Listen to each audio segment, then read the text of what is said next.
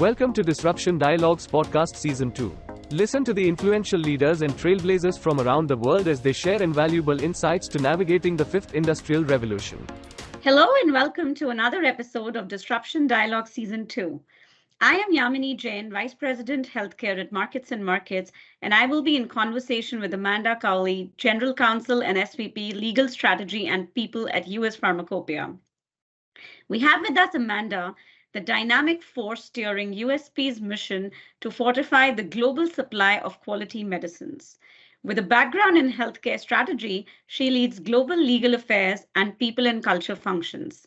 Beyond her professional role, Amanda is an avid cyclist and Ironman finisher, adding vibrancy to life in Washington, D.C. with her family. Thank you for joining us today, Amanda. It's such a pleasure to be here. Thank you. Thank you. So the topic today, we have a very interesting topic for our audience today on advanced manufacturing and supply chain resilience in the pharmaceutical industry.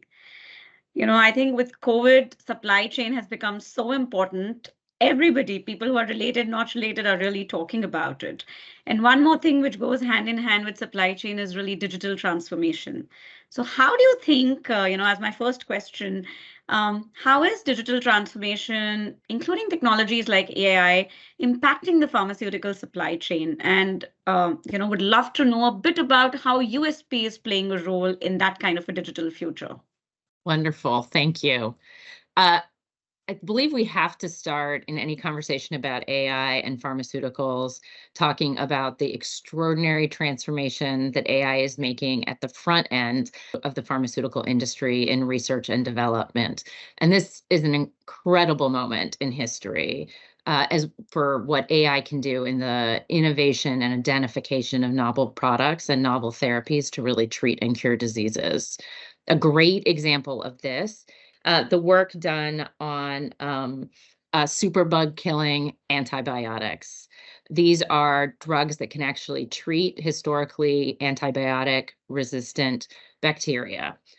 These researchers have programmed thousands and thousands of test results and computed through machine learning and AI, computed those against millions of compounds to identify life-saving molecules, and most recently some that are tackle one of the most difficult and deadly superbugs in healthcare. So that's in the US alone, that superbug kills almost 10,000 people a year, and we now have identified 2 potential cures for it. It's quite extraordinary.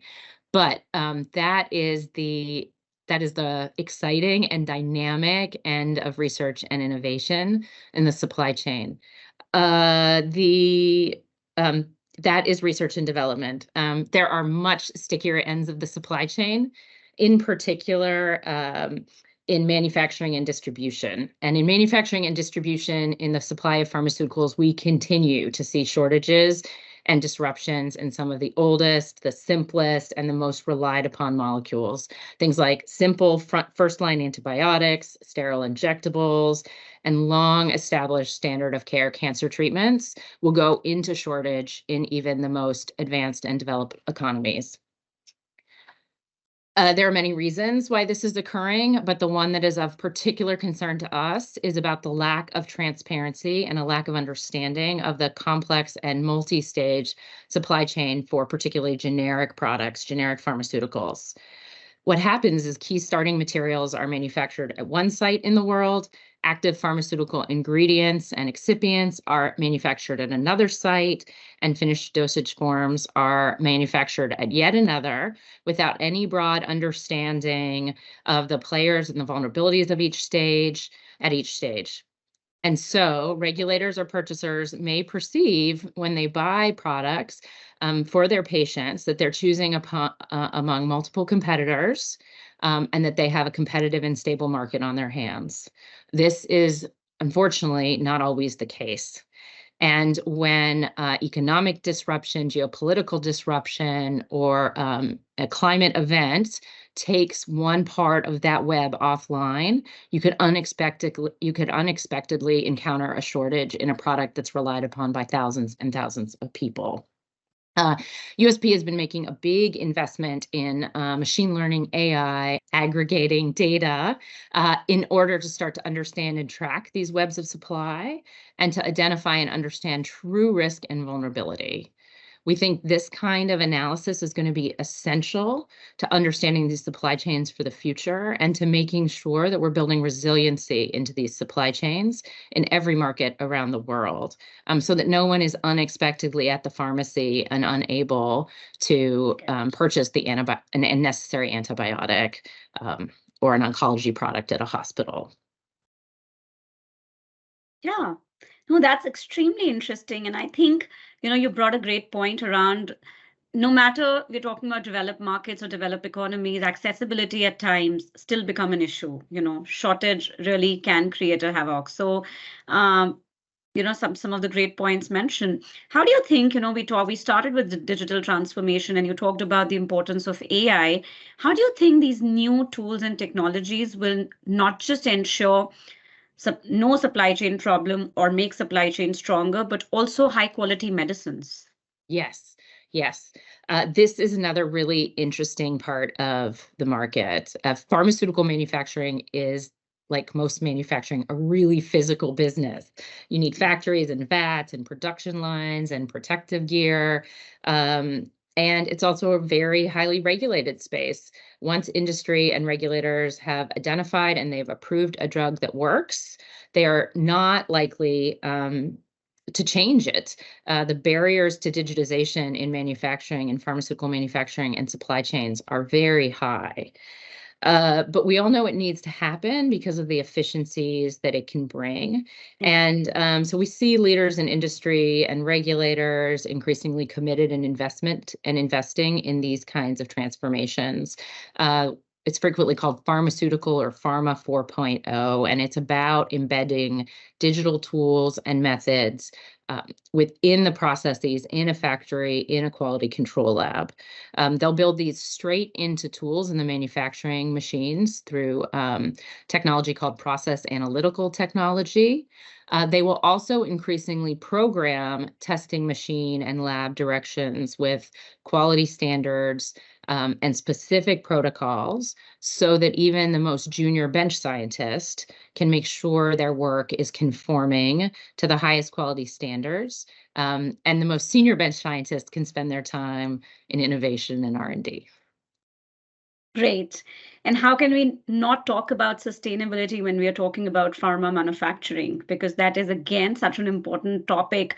I think irrespective of the industry, sustainability is hitting everyone in every boardroom. Everyone's talking about how to be more sustainable. So what do you think are some of the challenges across the industry for sustainability in pharmaceutical manufacturing? And what are the ways that USP is working to kind of ensure with stakeholders to support sustainable solutions in the pharmaceutical manufacturing industry? Thank you. It's a fantastic question. Just as you said, I found a 2022 report that said more than 200 million of metric tons of carbon dioxide equivalent emissions are released from big pharma and biotech around the world annually. In the US, we know about 8.5% of our carbon footprint is a result of healthcare. And in some ways, that is only a small portion of the sustainability challenge confronting the pharmaceutical industry because of the potential in pharmaceutical manufacturing for production of contaminants that, if not handled appropriately, damage water, damage soil, and the extraordinary sort of waste management challenge associated with this kind of work. But as you say, this is a critical industry. We need to figure this out. We need to figure it out well. And we recognize that many pharmaceutical leaders are already taking on these challenges directly, discussing sustainability and working hard in their boardrooms on these issues. We also have seen and know that standard setting organizations like USP and other pharmacopeias really probably have a very important role to play here. We have institutionally a very long history of working with industry and regulators to help global manufacturers, global regulators adopt the highest quality standards and ensure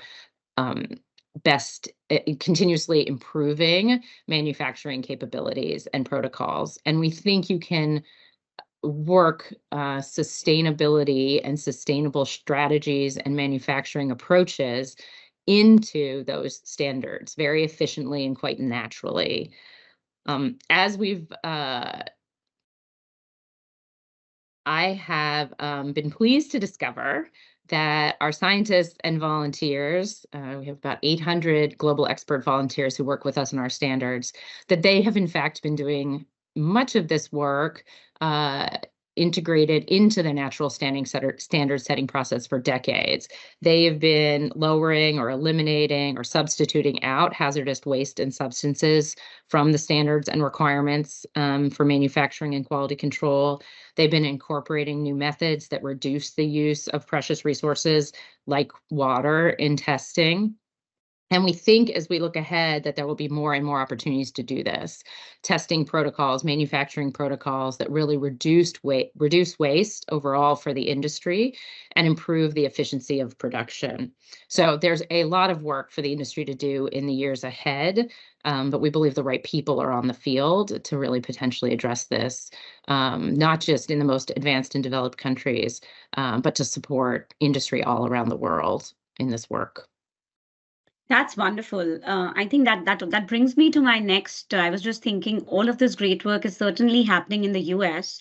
How do you take that at a global platform? So what I really mean is, global manufacturing. How are your USP standards can be used in the other countries for manufacturing pharma products?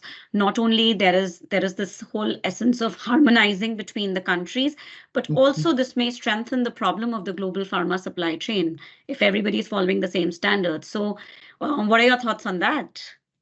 Perfectly expressed, Yamini. This is exactly the opportunity that we think standards and bilateral work on quality standards really provides. It has a benefit both to the patients and particularly patients in the most vulnerable countries and vulnerable communities who are inevitably the individuals most likely to receive low quality products that have been degraded or badly manufactured and create risk of death or other kind of injury.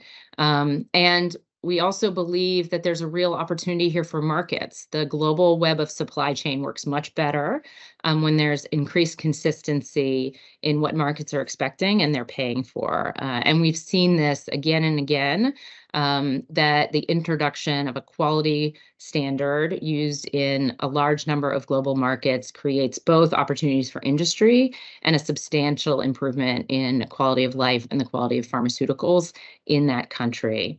So we've been working on this for a long time because we don't think the U.S. Pharmacopeia can do its job if it just works in the U.S. And we're very fortunate to have been legally adopted in more than 50 countries and currently have our standards utilized in more than 100.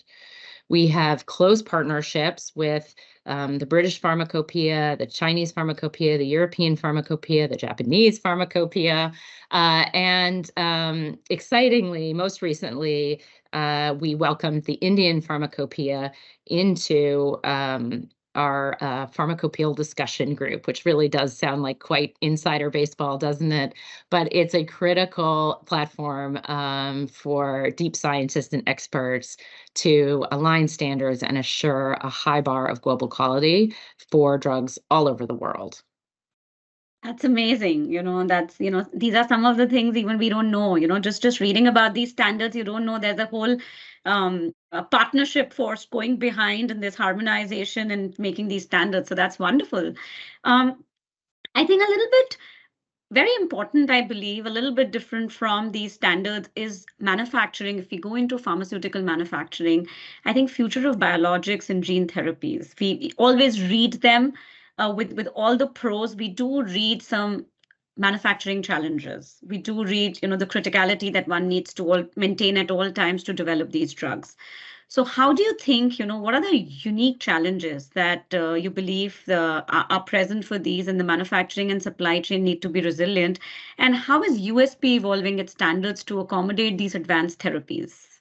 Yes, this is a really exciting space, and it's full of a very different kind of challenges than we have with the old line products where you talked about supply shortages and this complicated web and potential for disruption. In cell and gene therapy, we have entirely novel forms of manufacturing, the potential for one administration of a drug to cure or radically transform the course of a disease. It's extraordinary. Um, and these products are manufactured in an entirely different way. One of my favorite examples are products that in cell and gene therapy that use the patient's own cells. So the cells are extracted, they're modified, typically with some kind of gene therapy, in a laboratory on site, on premises, or near premises, and then re-administered to the patient. This is really exciting. It avoids a lot of otherwise complicated immune issues in the patient. But it is really different than a far-flung manufacturing supply chain where your drug is made at scale on the other side of the world. In this case, you have disabled or very sick patients frequently who cannot go very far. You have a manufacturing site near or in a hospital, and you have a process being applied every day to a different set of cells. And so how do we control quality in that kind of space? What do we think quality, and how do we test the quality of the product that's developed? How do we talk to future manufacturers all over the world eventually about these products and how they can manufacture these products in their country once the IP protections have run their course? These are really interesting questions, important ones in this space for us to ask and look at over time. Great. And I hope, you guys continue to keep working in this space because the industry definitely need more of these things coming up, especially in the cell and the gene therapy. And very excited for this conversation, Amanda. Thank you for everybody for listening in. And I was in conversation with Amanda Cowley, General Counsel and SVP, Legal Strategy and People at US Pharmacopeia. Thank you, Amanda, once again. It was indeed a very, insightful discussion. Thank you so much. Thanks for tuning in. If you want to know how you can navigate and thrive in this disruptive era, subscribe to Disruption Dialogues on your go-to podcast channels and stay tuned for more interesting episodes.